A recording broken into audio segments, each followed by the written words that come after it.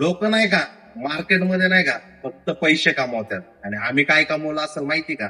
फक्त आणि फक्त नाव. खास लग्नाची खरेदी करायला 2 व्हीलर वरून चिपळूणवरनं हा दादा आपल्याकडे आला फक्त लग्नाचे जोधपुरी घेण्यासाठी. शक्य गोष्ट नाहीये. फक्त खास जोधपुरीसाठी.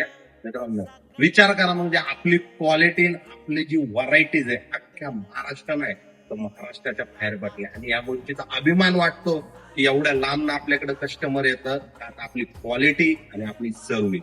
तर आता कसं वाटलं तुझ्या कलेक्शन मध्ये आलेलं? लांबून आलो चिपळूण आलो.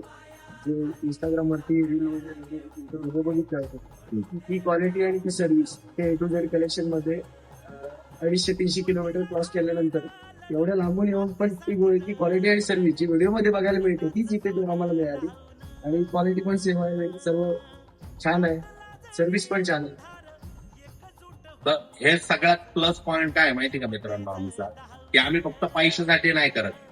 फक्त एक नाव मार्केटमध्ये क्वालिटी काय असते ना, त्या कस्टमरने आम्हाला दाखवून दिलेली, आणि हीच आमच्या कामाची पोच पावती म्हणतो. धन्यवाद.